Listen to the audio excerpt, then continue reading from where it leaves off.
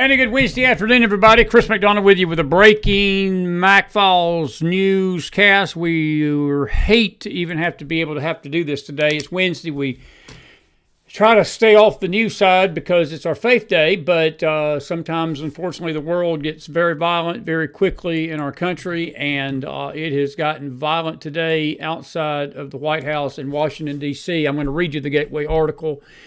But to sum it up, we've had two National Guardsmen that have been shot dead this afternoon right outside the White House. The gunman was on the loose. We just got off a Facebook Live, and we had reported on the Facebook Live that the guardsmen were injured. And it wasn't even a minute after I got off that Facebook Live that the governor of West Virginia tweeted out that both men lost their life because they were from West Virginia. And it's unclear what they were doing there at the White House as far as maybe protecting the perimeter there, because the Trump administration does bring in National Guardsmen from time to time. The White House has been on lockdown this afternoon and so forth. Here's the story out of Gateway Pundit. At least two National Guard members are shot.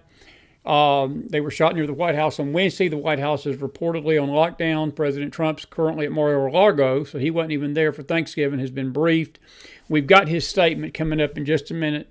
Per D.C. police, one suspect is in custody. The unidentified suspect was reportedly shot, taken to a hospital, and the National Guard, there is the Twitter site there, right there. You can see the Twitter post. It says where her Uber window was blown from bullets. So this was evidently, there it is right there. Two National Guardsmen have been shot. This was back around 1:29 this afternoon Eastern, about 2.5 hours ago. But since this tweet, the two men have been pronounced dead, and I'll try to, the gunman is still alive, but the National Guardsmen have passed.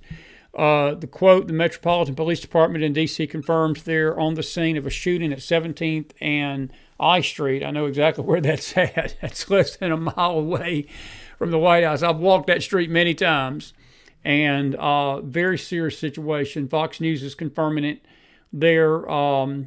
The suspect is in custody. FBI Patel says the FBI is engaged and assisting with the investigation in Washington, D.C. after National Guard members were shot. Please pray for them. We will update with more information. Now, that was at 2:37, so that was within the last hour and a half. The Gateway Pundit story basically says the shooting comes barely a week after the seditious 6 Democrats attacked the military and urged them to defy Trump's orders. Trump deployed the National Guard to the nation's capital to quell the violence. And Democrats have been attacking Trump's decision to deploy the National Guard to cities across the country. The judge up in D.C. basically told Trump he couldn't even do that they had to leave. And the violence had started spiking back up again. Democrat Senator Elisa Slocum, one of the seditious 6, on Sunday claimed National Guardsmen were going to start shooting at civilians. She put that in the head of the people. Roll the tape. She was saying that this is what the National Guards would do. Look at these videos coming out of places like Chicago. It makes me incredibly nervous that we're about to see people in law enforcement, people in uniform military get nervous, get stressed, shoot at American civilians. It is a very, very stressful situation for these law enforcement and for the communities on the ground. So it was basically a warning to say, like, if you're asked to do something, particularly against American citizens. For God's sake. For God's sake. For God's sake. It wasn't the civilians that got shot, Ms. Slocum. It was two National Guardsmen who were just doing their job. And this is what happens when people stir up sedition and stir up hatred and stir up disrespect for the military and for law enforcement and for National Guardsmen and for ICE agents. That's why attacks on ICE agents are up, I think, 130% in the last year. Attacks on our military facilities have been up about the same. Attacks on any National Guardsman out there, folks, you take your life into your hands, getting up in the morning, putting on a uniform, and going out there and protecting our country because of idiots like this. That's an absolute flaming, blaming, idiot thing to say on national television. What do you think happened there? Somebody listened to Miss Slocum Sunday and said, well, I'll tell you what we need to do. if they're going to shoot on us, let's go shoot them first. And that's exactly what happened today. 2 men are dead for it. The blood of these men are on her hands. I have no problem saying that. The blood of these National Guardsmen are on people like her hands, and all of them, those whole 6 seditious Democrats. President Trump, this was his statement, and I'll show you this on another story. He said the animal that shot the 2 National Guardsmen with both being critically wounded and now in 2 separate hospitals, they're now dead, sadly, is also severely wounded, but regardless, will pay a very steep price. God bless our great National Guard and all of our military and law enforcement. These are truly great people. I, as President of the United States, and everyone associated with the office of the presidency, am with you, Trump said on Truth Social. But you can think dumb statements like that. And folks, these people need to be in jail. I ain't talking about the shooter. He needs to be in the death chair. But I'm telling you, Elaine Slocum needs to be charged. They all need to be charged with sedition. They just do. I don't know if they're going to be, but they need to be. They need to be. President Trump, there's the story. There's the gentleman right there. They were tending to him right there. That was one of the gentlemen that was treated there on the White House grounds. This happened right outside the White House today. And there's the statement that he made, and there's the Truth Social post you got. There's a scene right there. There's another scene near the White House in D.C. I've walked that street, too. That looks so familiar. I've been down that street so many times. I'm sure many of you have, too, that have been to D.C. at 17th. And, of course, that's sort of a side. I know how the newspapers do. They sort of patch and paste stories from previous articles on their stories when they do that.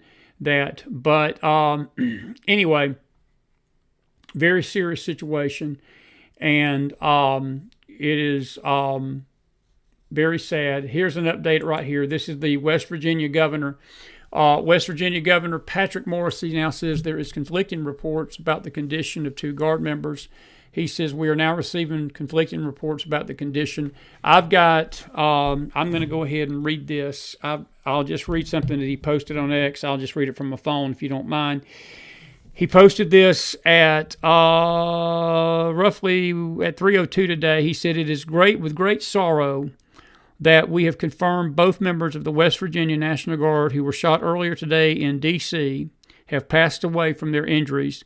These brave West Virginians lost their lives in the service of their country. We are in ongoing contact with federal officials as the investigation continues. Our entire state grieves with their families, their loved ones, and the Guard community. West Virginia will never forget their service or their sacrifice, and we will demand full accountability for this horrific act." Yep. You know something, Governor? We need to demand full accountability, but we need to demand full accountability from pieces of crap like this. And let me just show you the phone. I'll show you the picture. Whoops, that's President Trump. You probably can't see it because of the light. You see that right there? That's what you get when you put women in charge of the police department. This is what you get when you put woke DEI hires in front of police departments in cities thinking they're going to enforce the law. This is what happens. I know Jason Miller's out there somewhere saying amen to that. It's not sexist comment, folks. It's not about the women. It's about the DEI. This is what our country's going through. This is what these big cities are going through. And then you got these nuts in Congress calling for sedition, calling for troops, and then going on talk shows and says, well, we're just scared that the National Guard is going to possibly shoot a civilian and somebody's going to have an accident, when all you see is videos of people throwing rocket grenades and Molotov cocktails and spitting and throwing rocks and rioting in streets against the very same law enforcement that Miss Slocum says is the evil force in our cities, and then they blame Trump for it. This is going to keep on going, folks, and we're going to have civil war. I'm telling you, we're going to wind up with something bigger than this today, and it's tragic. I'm a little wired up about it, so pardon me for that. It's very terrible. It's terrible, and yes, Betty, we know. I just reported that he's in the hospital. We're very aware of that. Thank you, Grant. It was a very encouraging Bible study this morning. I'm grateful for that. If you got any comments about this, go ahead and put it in the house. Basically, we're following this story. Now, while I'm waiting for James Akers is about to call us here in about 10 minutes. I want to say another story that I don't want to get into too deeply this afternoon. There's another breaking story out of Georgia, my home state, and this is going to have a ripple effect too.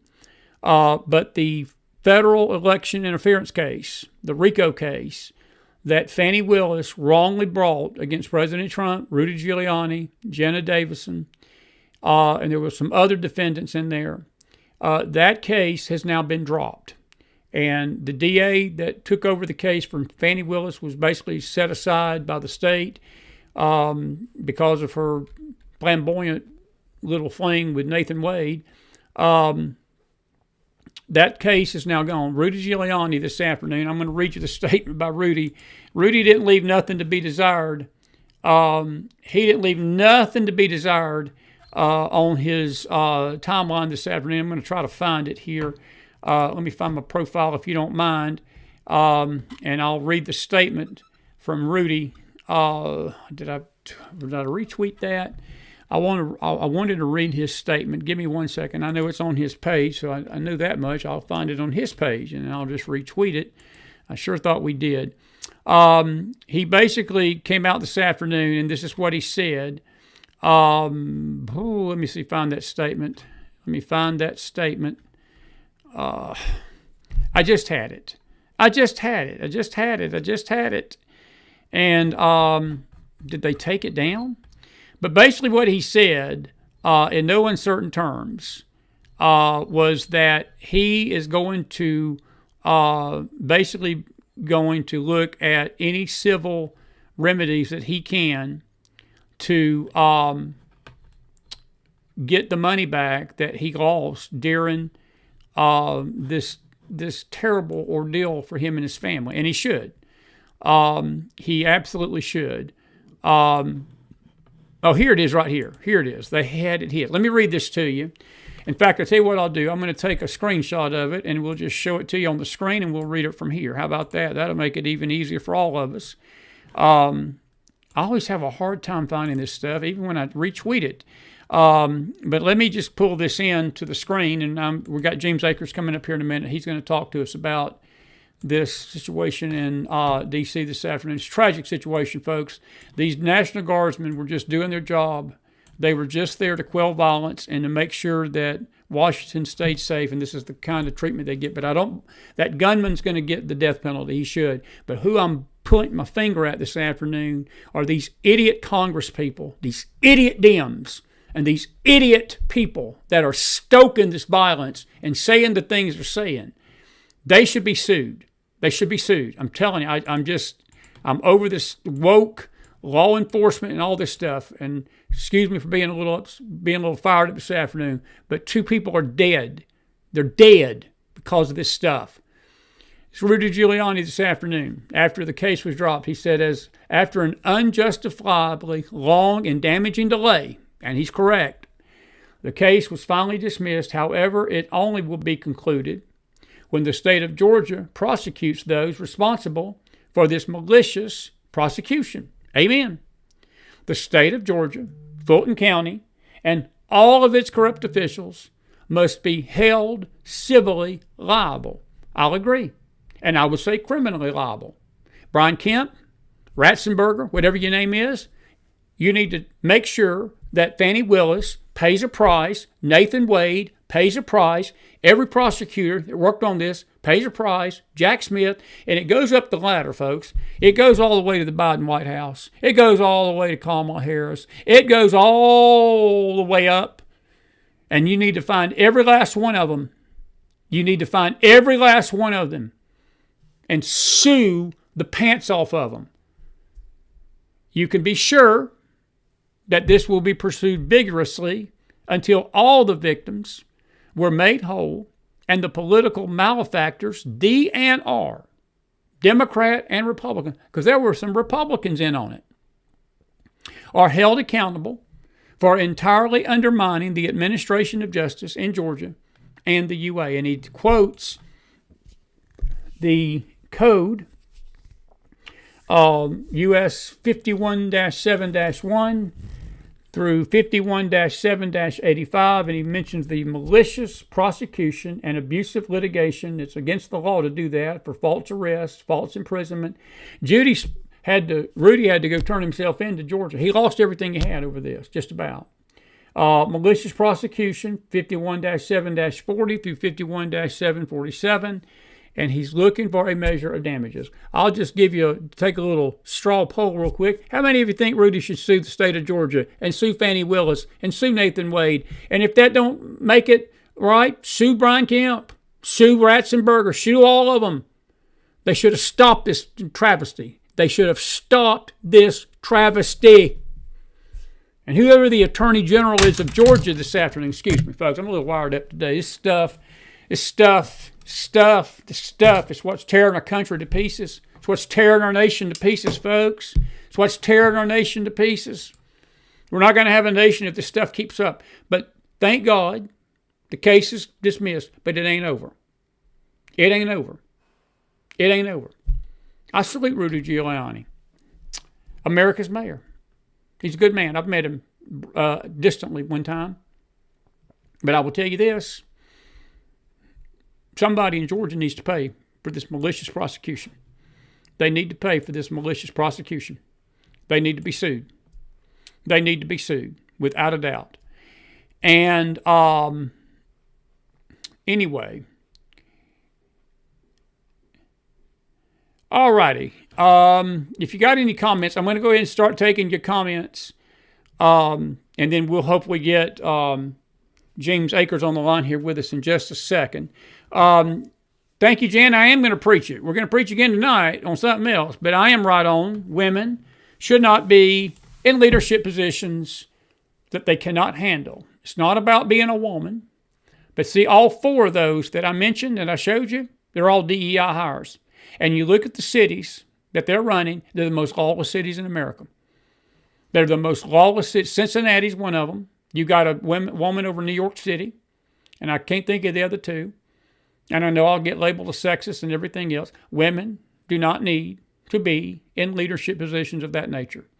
That is a man's job. Hate to tell people. I know people don't like to hear that.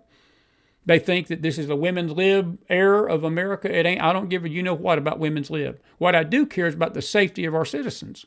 What I do care is that somebody that runs the police department knows how to put police out there to basically stop crime and stop letting the criminals go that go out and do this again. It just rubbed all over me the wrong way this afternoon when I saw this, folks. I tell you, it just did. And Washington, D.C., you got a female mayor there that is in over her head. And this is James Akers right here. Hang on just a second. Let me call James back. I didn't see the phone. Hey, buddy. Let's see if he can answer that phone here. Let me get him on. Hey, man. Hello, Chris. How are you? I've got you back on live feed. You called at the right time because I was about to get myself in a lot of trouble over women DEI hires and women mayors and women police chiefs. So you called it the Lord's divine providence said, call there and get him off that soapbox before he does something he shouldn't do and say something he shouldn't say. How are you this afternoon, sir? I'm doing fine. How are you doing? But it's good. I'm glad to have you back on today. I hate under the circumstances that we've got. We've got this developing story out of D.C. These two Guardsmen got shot to death. I just want to get your thoughts on it, James. We're about to lose this country. Me and you talked about this late Monday night, and I tell you, man, the legal system in this nation is gone to a place that I don't think I've ever thought I'd see it go. But the people that are protecting this are basically there is open season on our law enforcement, isn't it? And the National Guard and those that are enforcing the law. It is, and it's a shame because all of these people that were making this noise about, how to take actions against ICE officers and National Guardsmen and besieging Hobby Lobby and gathering, they will refuse to take any sort of accountability for any of this. You know, that is so true. They will not. And I tell you, I just played a clip before you came on of Slocum on Sunday, one of the seditious six, She went on, I think CNN.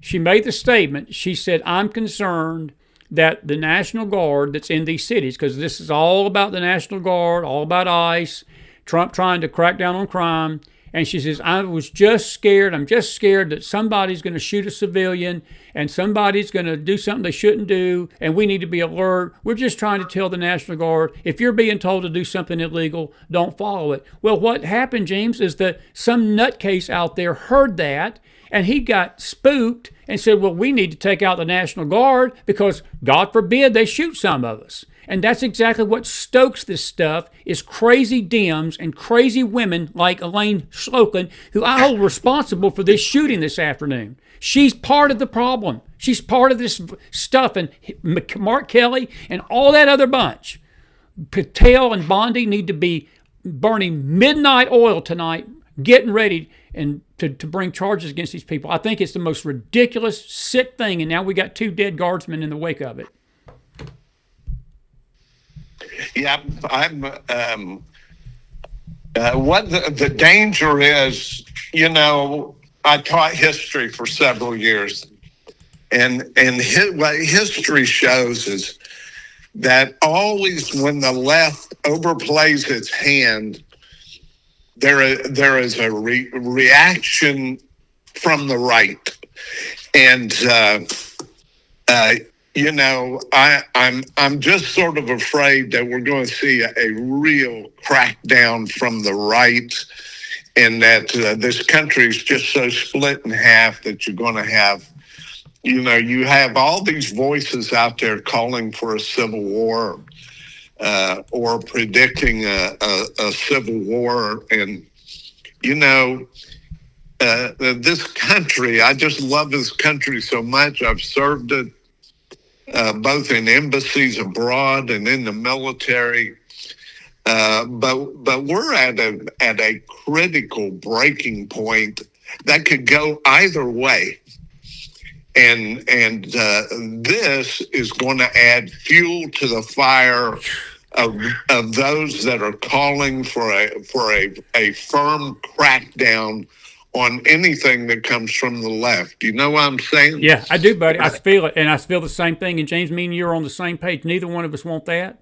Our country don't want that. We don't want to see that. We love this country. I've been accused by people out there claiming I've been stoking Civil War talk, and that's a bunch of crock of crap. We've never said that on this network. We've said just the opposite.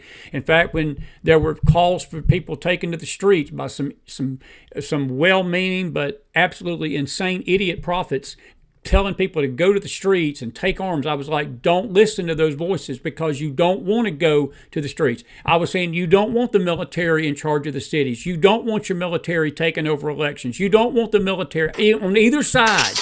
Even if it's a Republican in office, you don't want it because it opens the door for this very stuff. And when you demoralize and you dehumanize law enforcement, James, you're right. It adds fuel to an already simmering fire that's already burning. And I feel for these guardsmen today, and I look at our country, and it's like there is absolutely no respect for authority anymore in this land. We have no respect for our law enforcement, for our guardsmen, for our military, for anybody. Our kids don't respect our parents. And it's just like that is an unraveling thread that if we don't get that corrected as a country, as a nation, I'm not talking about a political party, but as a country, buddy, me and you ain't going to have a country to talk about soon. And I'm with you. It's fueling the fire for something that's going to be terrible. Go ahead. Didn't mean to interrupt you. No, Jim. I think you're exactly right. And you hit on it. And it goes deeper than a lack of respect for authority. There is no decorum of the way people act in public Come on. anymore. Right. That's exactly right. Yes. And so it goes deeper than a lack of authority. And then you have, of course, the polls are showing just an abysmal, support for our judicial system, our legislative system, the executive system. And a part of it at root is this whole idea that there are no standards being taught to our young people anymore. And it all stems from that. And this has been a situation that has been going on for decades in this country. And until we find a way to reverse that, I'm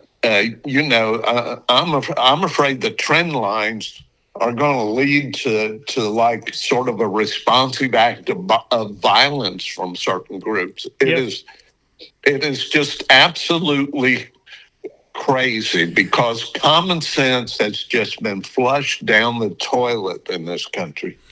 I got to ask you a question, and this is to an opinion question, and I know that it may seem like a pointed question, but it's not. But I do have to ask, is there any part of you that believes that the left, because we don't know who the killer is right now, he's in custody, he's in the hospital, we don't know his motive, but let's just hypothetically say he's leftist, okay?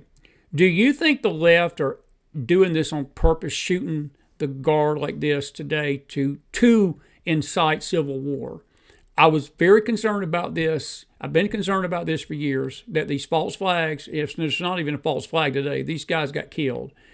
But these events are always bait. It's like they're baiting the right up to take to the streets. You know, like you said a while ago, to react to this in a way. And see, when they're under Biden, like I was always concerned that they were just salivating for any reason to declare civil martial law in the country. I just felt like that there were forces that they were hoping and praying some mega person would do something, you know, a right-wing nut would do something that they could go out and say, we've got a national emergency and shut the country down. Now, I don't see Trump doing that, but I think it's a bait, James. And I'm not a conspiracy theorist. You know me well enough, long enough to know that I'm a very level-headed old dude. But I do start beginning to wonder if these things are being planned and they're doing it to stoke violence and they're doing it to stoke a reaction out of the right. What's your thoughts on that? I wouldn't be surprised. If you're asking me, do I think in my heart of hearts that there are elites in this country that are behind the scenes pulling the strings, and that their ultimate desire, for whatever reason, spiritual or otherwise, is to foment violence in this country to fan the flames of a civil war? I think that's going on, and those agendas are never made public. They take place in back rooms that nobody is privy to. Certainly, no media is allowed to enter. And I'm concerned for not for me. I'm just pardon the expression. I'm just an old fart that's seen these better days. But it's for my grandchildren, my great grandchildren. Yeah, I'm with you, buddy. No, I'm with you. We have got to sort this thing out, and who has the authority and who has the reputation and the respect from both sides of the aisle to do that. I don't see that person out there. I don't either. And that's a shame. When our country is in one of its most critical times, there is no figure in the public arena that enjoys widespread respect from both sides of the aisle, from the left and the right. Those individuals, for whatever reason, we have stopped producing in this country. Totally agree. And historically, when that happens, tragedy follows. Well, since I got you on the phone, maybe we'll see you again Friday night too. I'm going to be late, but I do want to ask you a couple of other quick questions. And our prayers for these families, and we're going to read your comments, folks, out there in a minute. So you don't worry about putting them in there right now. But I do want to ask you about the Russia-Ukraine thing. I'm seeing a lot of mixed reports. Do you think in your heart of hearts Trump sold Ukraine out on this, or do you think that this is the only way out of this senseless war that's 4 years old in February 20? James, we've had over 1 million people on each side die. I mean, man, this has been the most brutal bloodshed between two nations. I don't trust either one of them. It's not like I'm extolling one over the other. I know Putin's a thug. Zelensky's a thug. You got two thugs basically going at it. But what the narrative that the media is trying to push out there today is that Trump capitulated to Putin and he's forcing Ukraine into this succession of land. What's your thoughts on this? Because I know that you're sort of an analysis, and this is right up your alley. What do you analyze in this motive, or who's winning in this? And is ultimately Trump's goal that maybe it's not that he's capitulating to anybody, but maybe it's just his thirst to see an end to this bloodshed? Is there a possibility of that? That's what I lean toward. But I'm just Chris McDonald. I'm a nobody. But I just believe that Trump's just so committed to stopping this bloodshed. And I think that, look, he's willing to listen to anything that can get him to that point, even if it means that somebody on this argument's got to give some things. And I think Russia's going to have to give some things too. I don't think it's just going to be one-sided. What's your thoughts on that? No, I agree with you. There has to be some give and take from both sides. And right now, the peace proposal as presented by the United States, almost all the give is on the Ukrainian side. I see that. I do. And here's sort of the way I see this, Chris. What we're seeing is a byproduct of Trump's favored way of acting. This whole peace proposal came up outside of normal State Department channels. It was a Steve Witkoff, Jared Kushner, and Kirill Dmitriev, of all people, that has somehow, because he is close to the president's son-in-law, has gotten into this. And now you have this army commander who came up out of nowhere, that is traveling from Kiev to Abu Dhabi in the Middle East, and meeting with Zelensky, and it is just in fact, the Secretary of State was sort of blindsided with all of this. I saw that. Well, Wyckoff's being basically, there was some kind of story, our dear friend down under, Cleo, sent me today, and I'm trying to get to the actual story, but the headline was that they had Wyckoff on a wiretap, of all things, and basically was giving Putin talking points how to maneuver Trump behind the scenes. And Wyckoff's name, I think, is going to come up into this more and more, James. And you're right, Rubio was sort of flat-footed. I mean, there's just so many moving parts on this, and I think we're playing with fire over there. I think we're playing with fire, are we not? I think we are, because you have both sides are so entrenched that they're not willing to give an inch.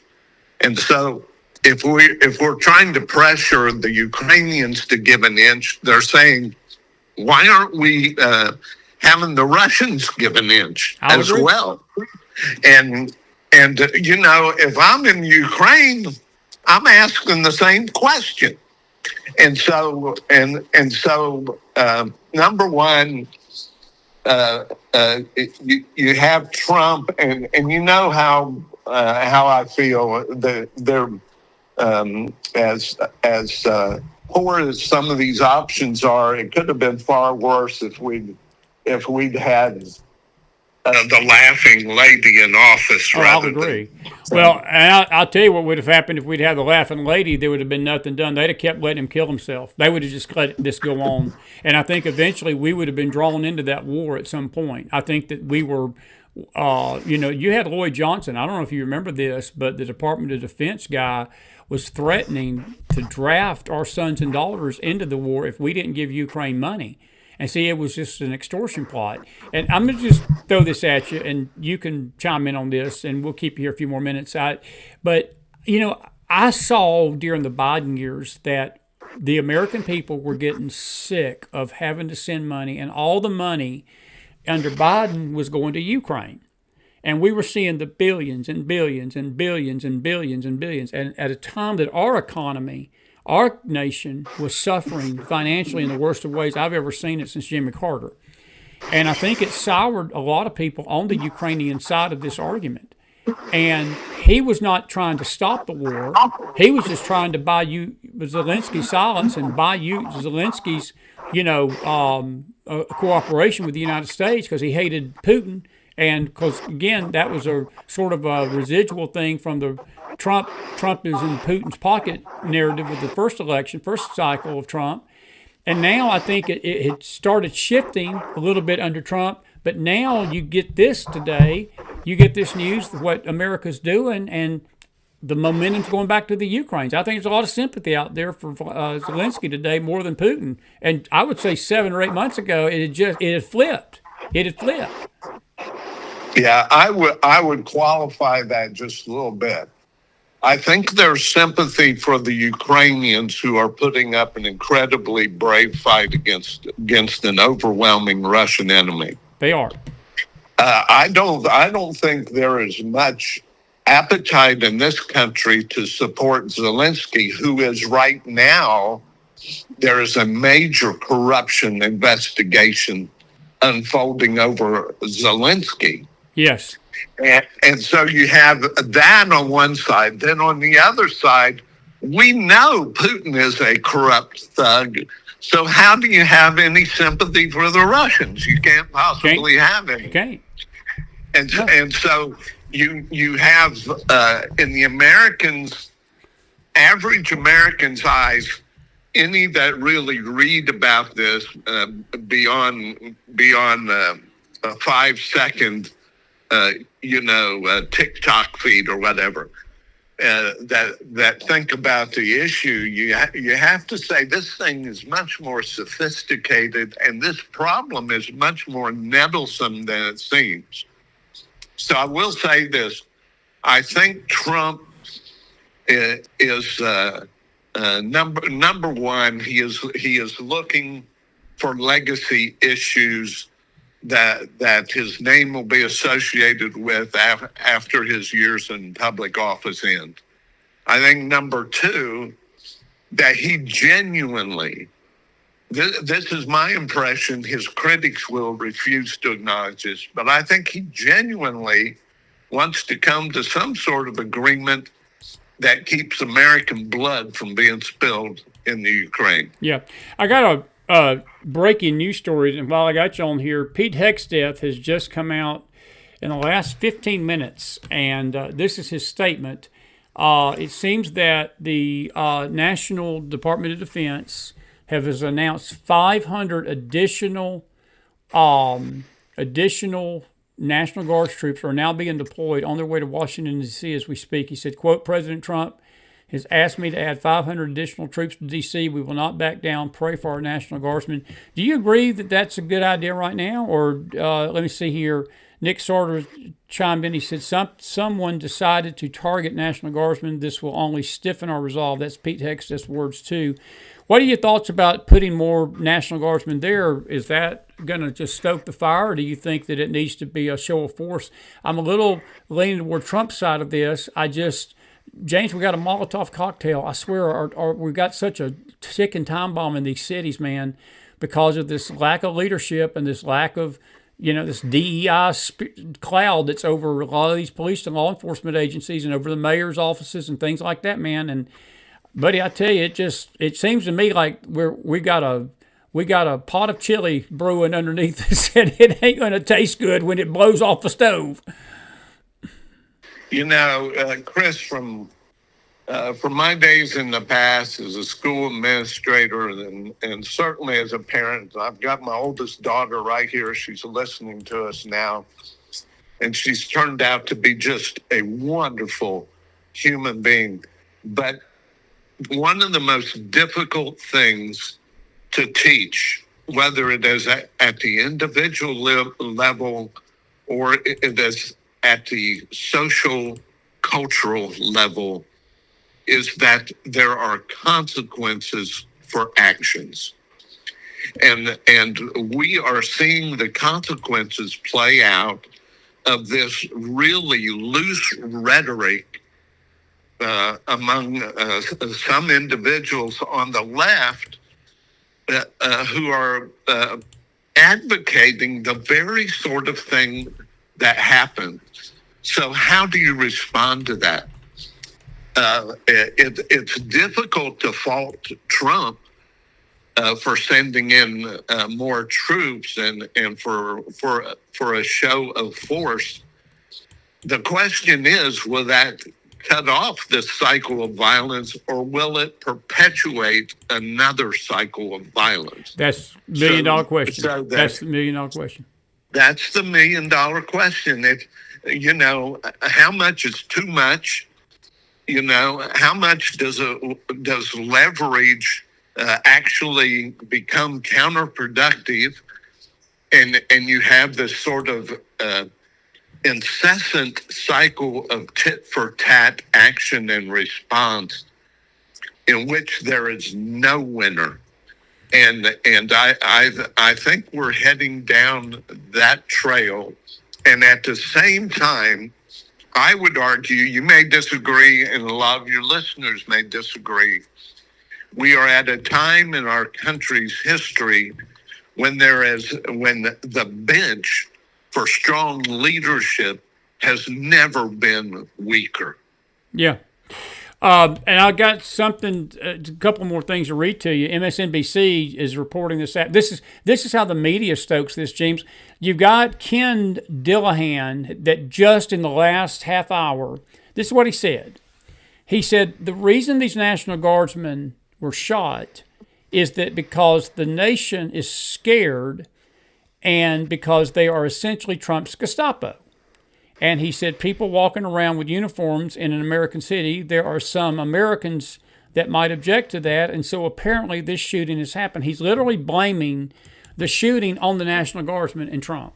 That is why the media is less popular than, and I've got a lot of lists of things, but they're less popular than Chris McDonald at a Catholic convention. Okay, so I'll just leave that alone. And they're less popular than herpes. Okay, but I'm going to tell you right now, this is the kind of stuff that drives me insane with the media. They're blaming the shooting today not on a crazy lunatic that listened to the seditious six, saying that the guards were Trump's Gestapo, so they took it upon themselves to go kill two of them today.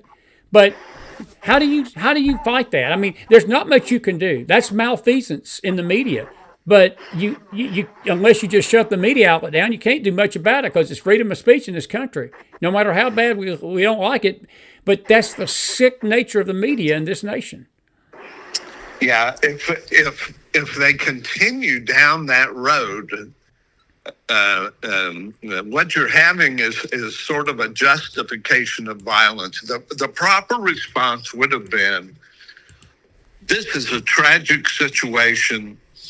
We need to step back and assess what the consequences of radical narrative is in this country, and we need to walk that back. Both sides. Yeah. No, that's not the response. The response is to throw more gasoline on the fire. And I'm with you. It's a sickening situation for which almost every outcome you can envision is not a good outcome. And at a time when there is no one that has the throw weight to say, hey, we need to stop this. I'm with you. And common sense needs to prevail. That person, the Akers thesis is, that person I draw out no this longer link because exists. No longer exists in this country. Right. I'm with you, buddy. One other quick thing, and we'll talk about this maybe more Friday night too. The Fannie Willis case was dropped in Georgia, the Georgia election interference case. Nathan Wade and her been repudiated. Finally, this thing's over. Trump, Giuliani, Jenna Ellis, all of them. Jenna Ellis turned on Trump and was claiming that she was going to be the state star witness against him, and now there's no case. But she's nothing but a knife stabber. But civil question to you. Rudy Giuliani today has basically insinuated that he's going after the state of Georgia civilly. And do you think that he's got a good case? I think he does. I think that there needs to be some civil penalties because he believes this was a malicious prosecution. And he believes that there was false imprisonment and false charges brought over a political vendetta. I don't tend to disagree with that, James. And there's a part of me that I hope he gets every dollar back because this man lost millions of dollars. He lost everything he had almost. And there were several others that did over this kind of stuff. And these judges just keep doing it. These district attorneys keep doing it. The Comey situation, the Letitia James situation. This is why we have no faith in our institutions anymore in America, man. It's frustrating. I mean, I get frustrated. I get a little wired up and get on my soapbox that you always bring me back down off of it at the right time before I stick my foot totally in my mouth. But do you think Rudy's got possibly a good case of civil? I think I would, if I was Rudy, I don't think he's got nothing to lose. I think if I was Rudy Giuliani, that I would think along similar lines. However, if I am a lawyer for Rudy Giuliani, I'm not sure I could take that case and get it past the first stage. Right. With the way the judicial system is right now. So there has to be sort of a dose of reality that comes in there. Should there be consequences for all of these people? Yes. Are there going to be consequences from what we've seen? The answer is no. I'll agree. No, that part I think we're in agreement with, buddy. Well, listen, man, I thank you for always answering the bell when we need you to, and you did it again today. And I want to thank you for that, and we're grateful for you. And I'm going to say goodbye to these people because today is a faith day more than a news day. We always dedicate Wednesday to a faith show. We're going to have our prayer event tonight. You're encouraged to listen in on it. It's going to be a good Wednesday night pre-Thanksgiving, Thanksgiving service. But when we get breaking news like this, you've always answered the bell, and I want to thank you for taking time out of your family's day to join us this afternoon. Your insight's always invaluable, man, and I'm going to let you wrap us up, final thoughts, and I'm going to get on out of here. Well, my final thoughts come from the faith specter. You know, when we pray tomorrow for a Thanksgiving meal, one of the things two things I am thankful for is family. And another thing I am thankful for is this country. And you know, with all of its warts, its moles,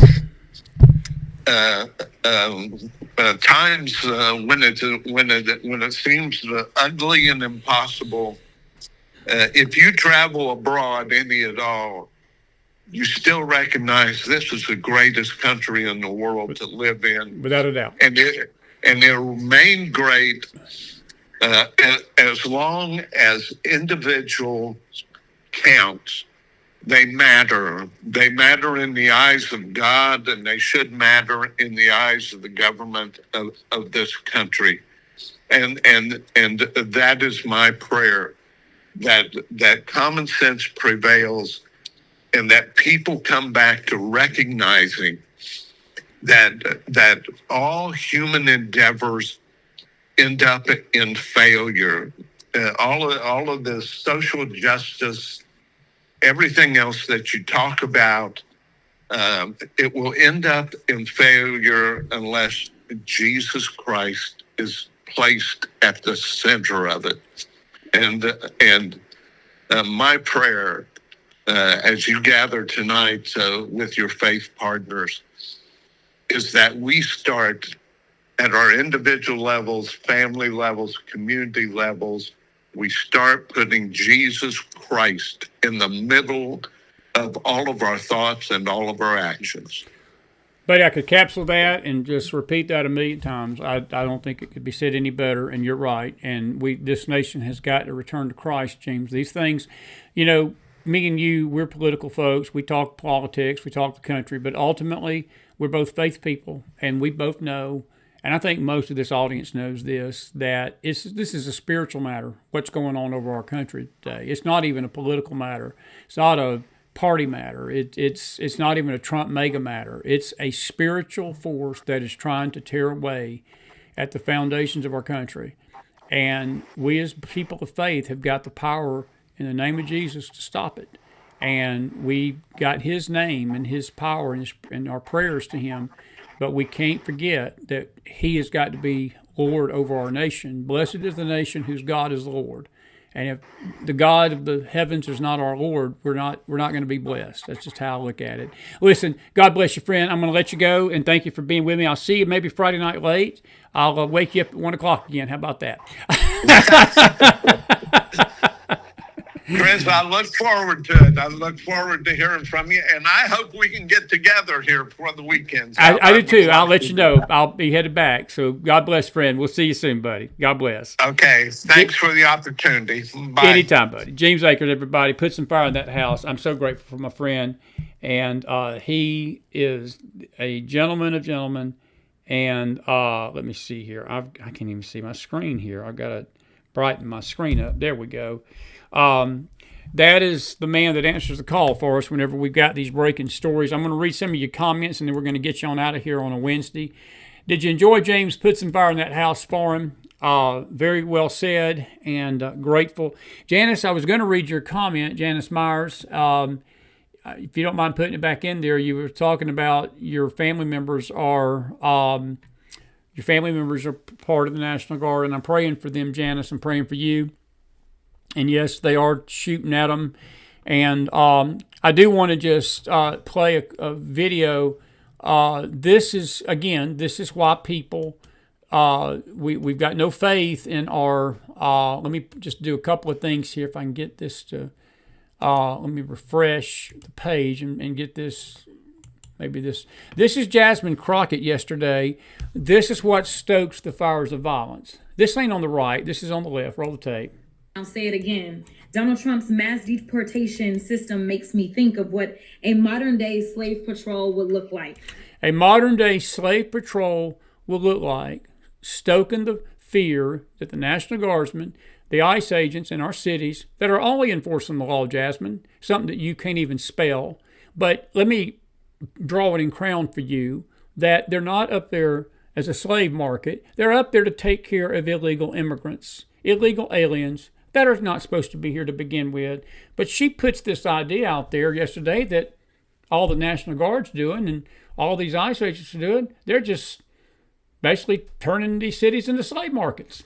Slave patrols were armed groups empowered by the government to control, intimidate, and terrorize people solely based on color. So it's a racist thing to her. That's what's happening now. Donald Trump is sending mass agents without warrants into communities of color to terrorize the people who live there. And the reason that I want to make sure that I draw out this link, because we heard Maxine say that black and brown is coming together. Yeah, they're coming together all right, Jasmine. I got something to say about that, but I don't want to get myself in trouble. Let me tell you something, neighbor. I don't give a flip in the wind what color of skin you got out there today.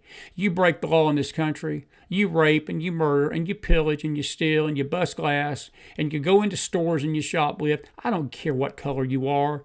You need to carry your carcass to jail. They need to put you in a car in handcuffs and take your backside to jail. You do not pass go. You do not collect $200. You do not get to put your TikTok video out there. You don't get to scream. You don't get to cuss. You don't get to use profanity. You go to the jail and you stay there till you get before a judge, and then they determine your guilt. And they determine what you did was wrong, and what they determine. We have a jury system. We have a justice system. I don't give two flip pins in the wind less about the color of your skin. And I'm talking to all races out there this afternoon. I don't care. You break the law if you're Mexican, Hispanic, Puerto Rican, Colombian, Venezuelan, Russian, Ukrainian.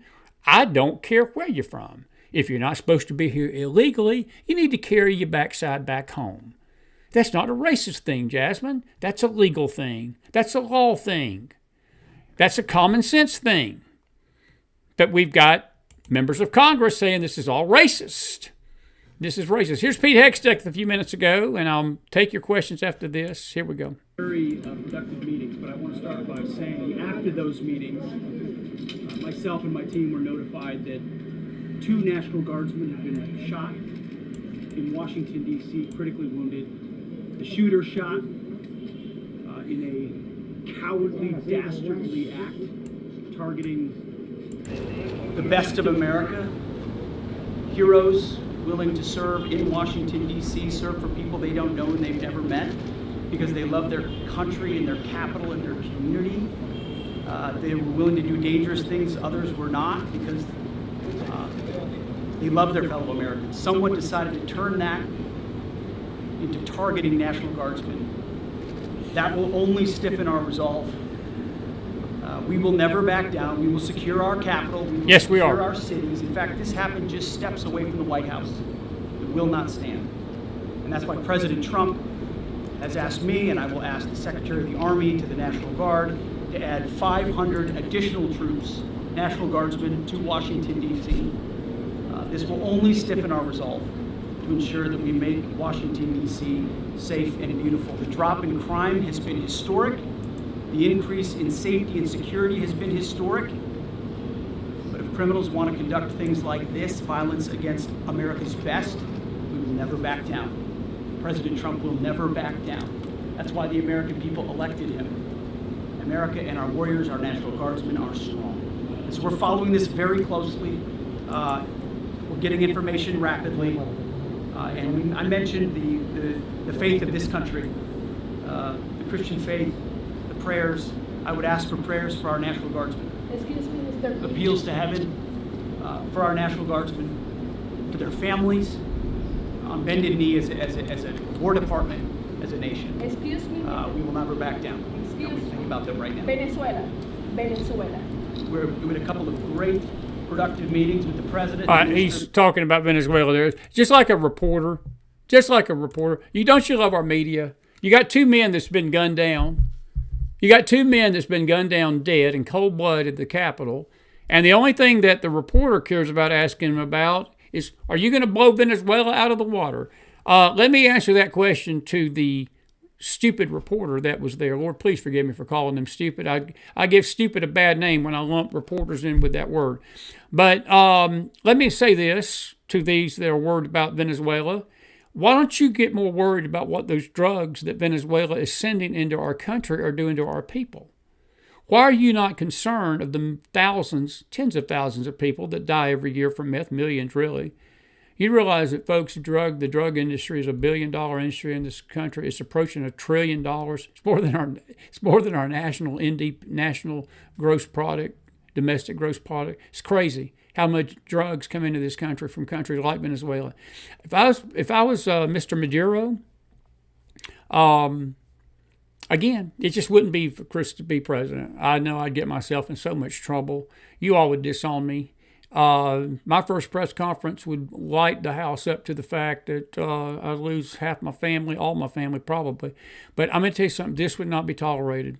I think President Trump is the first president that I know of that has confronted the drug business, the illegal drug cartels from these Mexican, or these, not Mexican, but these Central American, South American nations, Colombia, Venezuela in particular, but it goes into Central America too. And I don't give a what that reporter's question was, but again, the disrespect of that question is he just said something about 2 National Guardsmen getting killed. And all the media is concerned about is whether we're going to start a war with Venezuela. No, it ain't going to be no war. We're just going to blow Venezuela's drug cartel shipments into the Mediterranean and the Atlantic Ocean and the Pacific Ocean and the Caribbean And I think it was Jenny Castellanova that said one night, very well, fish food. That's what we're going to do. And that's what we should do. It's just common sense to me. And maybe if we stop the cartel boats from coming into America, maybe you DEI woke mayors and you DEI woke police chiefs, you can sit on your backsides like you do and do nothing to protect your cities. Trump will do it for you. I'm just in a little weird mood today, folks. Pardon my tone, but I'm just not in a good mood of tolerance of stupidity today. Just not in a good mood. Santiago, yes, we've reported that. The two individuals have passed. Let me read a couple of statements. Vicky says we need billboards all over America showing these killers released beside these judges and who has been killed. You know, Vicky, that's not a bad suggestion. I'm not sure what good it would do ultimately, but I don't disagree with the statement. Maybe we should. I want to just say this to our side, though. I want to say this to the right. This is a bait. And we don't need to act like the left, but we also need to stand up for these law enforcement people and ICE and our military today. I understand your sentiment, Vicky, about the billboards. My only concern about that would be some nut on our side, some right-wing nut, would look at that and go after the judge, and we don't want that. We don't want that.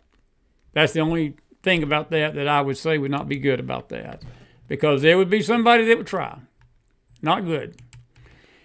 Sandy, it goes to your question. You say that is there anything that can be done about the judicial system not holding people accountable for their actions and crimes? Ultimately, no. James Akers says, nothing's going to be done to stop any of this. And, I don't have an answer for that. I've asked myself that question, Sandy, a lot. I've asked myself the question, what can be done?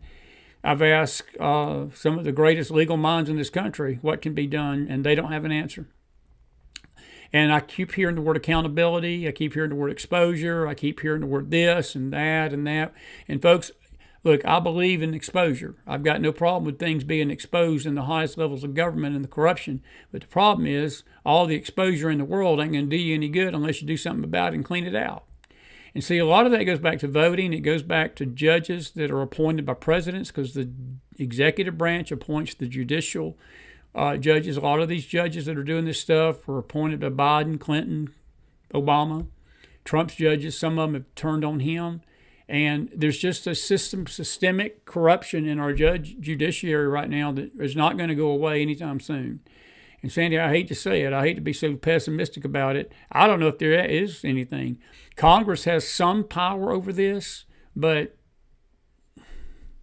Congress ain't going to do nothing. Congress ain't going to do nothing, sadly. And it's sad. It's sad, but that is where we're at. Let's see here. Cheryl White says, I don't believe they're dead. Just watched the live news press conference. Well, if they're not dead, then the governor of West Virginia posted something wrong then, folks. I'll just read it to you again. We just quoted the governor of West Virginia, unless he's got his information wrong. And I will find that right here. Is this it? No, that's not it. But we are not reporting this on our own merit. We're strictly reporting it on the merit of what we heard the West Virginia governor say. So if they are in critical condition, I hope that's the case. I mean, that would be great. But we stand behind what we say right now. So let's see here. We just showed you the report out of Gateway Pundit. I'll just pull the story up again, folks. I hate to tell you. I mean, I don't know who all's out there saying that stuff, but there's the tweet right there. We're getting conflicting reports, but he had posted that at 3:04, but he had posted let's see, updated right here. There was an update, unless Gateway Pundit took the story down. Maybe they have, all right, they've updated this. All right, so you may be right. This was at 3 o'clock. The West Virginia governor reported out they had been killed. So you may be right. We'll go with this story here. This is the second update. Patel said the National Guardsmen are in critical condition. West Virginia Governor Patrick Morrisey now says there's conflicting reports about the condition. He said they will receive more complete information and they will get that out to us. So this statement was after this statement. This is what we were going on when he posted, it was a great sorrow that we can confirm both members of the West Virginia National Guard who were shot earlier today in D.C. have passed away. So that's what we were reporting. So we will correct that and say that they are in critical condition, but we were getting it from the governor. So we'll leave it at that. Whether they're in critical condition or they're dead, the framework of what we've said this afternoon remains. The framework of what we've said today remains, because this shooting should not have occurred. And I'll just leave it at that. And Sandy, you're right. It is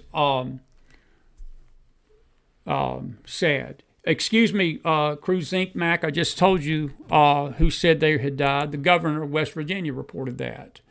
We're not saying that. I just reported what we saw on our news feed out of Gateway Pundit and Breitbart. That's who said it. It was the governor. Because these two guardsmen are from West Virginia. He first reported that they were dead. Now he's come back and said there's conflicting reports, which there are. So my original Facebook post was actually right now that they are in critical condition. And I'm only going with what we're getting. And the news can get it right sometimes, and sometimes they get it wrong. But we were not reporting either way. We were just reading the story. I'm looking at Breitbart. There is a suspect in custody. I'm trying to see this. Let me put this up on our webpage and this Newswire page. Let me do this, and this way will help you there. This is the Breitbart news site, and their there's the headline there: 2 National Guardsmen shot near White House, the West Wing lockdown, suspect in custody. By the way, we hadn't even had a chance to talk about this. This is absolutely crazy. I don't know if you heard about this, but this high school assistant principal and his brother, those 2 winners right there, and they're not winners, they're losers. Guess what they are in jail for? They've been accused of plotting to murder Immigration and Customs Enforcement agents.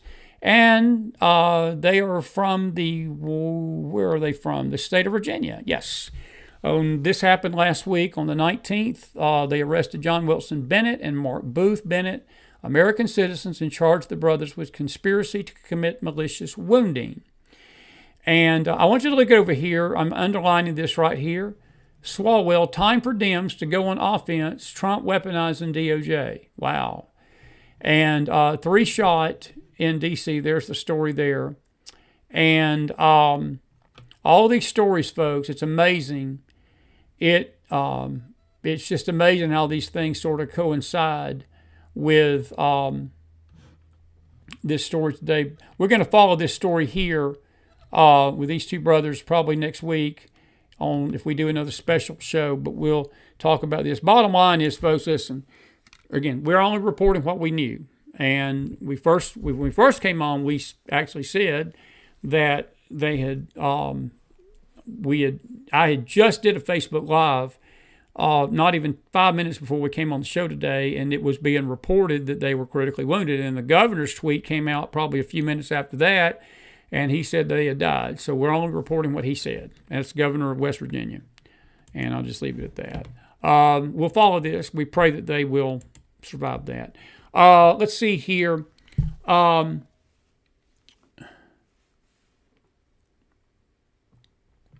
Sandy Sutherland, good to see you. And yes, it is sad to see these people being killed.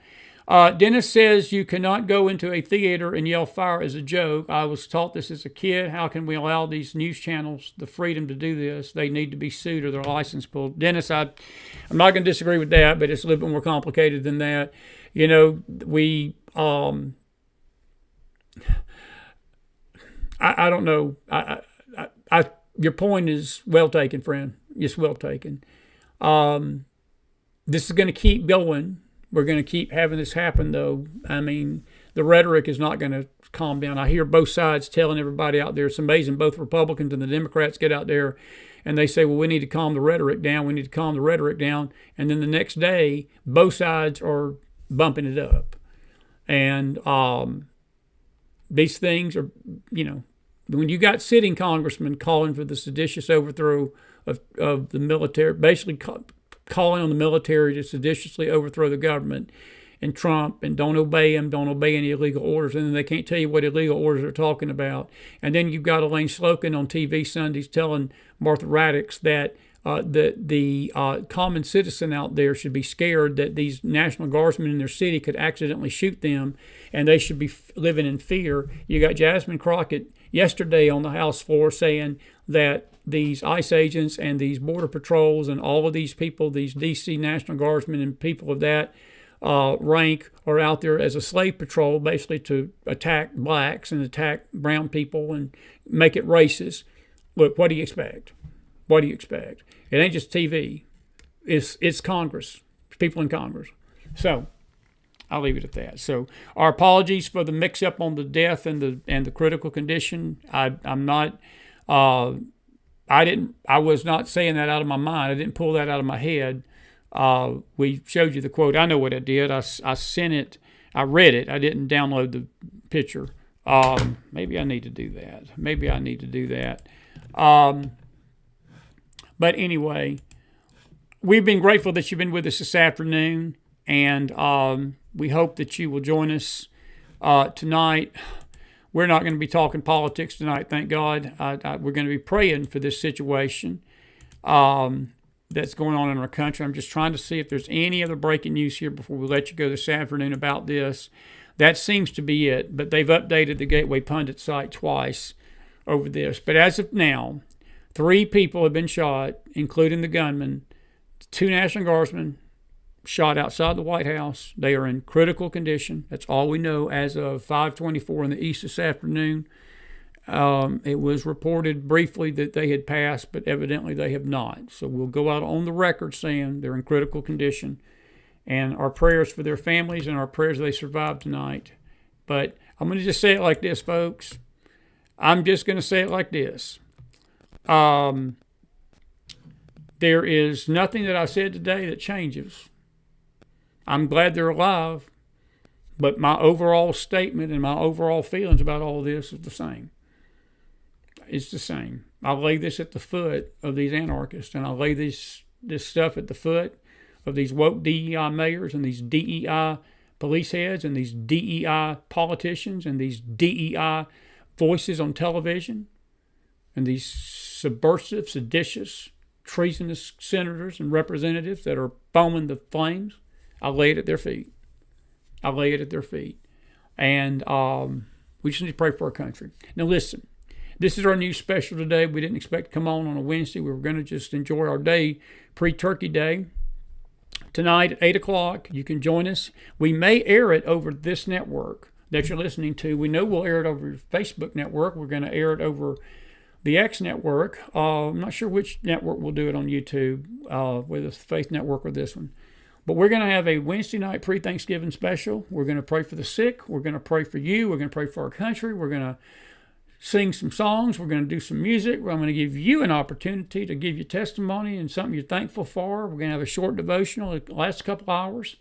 And we're just going to have a good time tonight. And it's going to involve everyone. And we hope that you'll come and join us. We'll definitely be praying for these 2 National Guardsmen. We're going to pray for President Trump, the nation. Pray for each other.